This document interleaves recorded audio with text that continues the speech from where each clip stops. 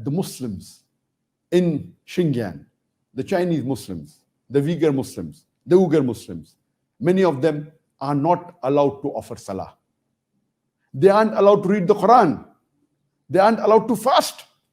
They are forcefully given food during Ramadan. Some of them are also forced to drink alcohol during the month of Ramadan. Not only not to fast, but they're forced to drink alcohol. They're tortured. They're forced to marry the Chinese non-Muslims. They're forced not to learn Arabic as a language. They're forced not to know about the deen, about Islam. So much so that in the last few years, there have been concentration camps that anyone who does not agree with their style of living, or anyone who is Islamic, they put them in these concentration camps, which they call as educational camps. So to the world, they are showing as though they want to educate them, but what they're doing is actually torturing them. The second example we have is of Myanmar, earlier called as Burma. Imagine the lady which got the Nobel Prize for fighting against injustice.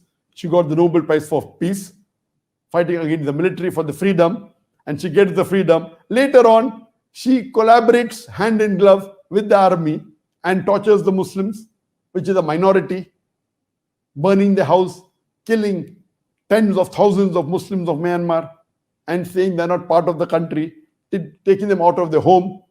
And how many hundreds of thousands have left the country?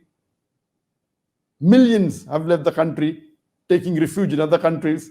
Many yet are there.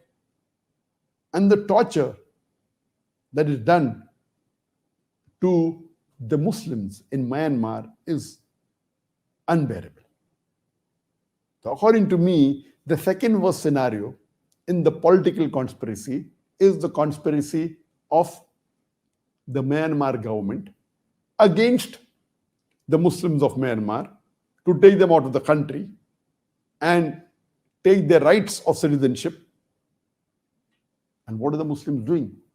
Hardly one or two countries spoke about it. Hardly. Are we so weak?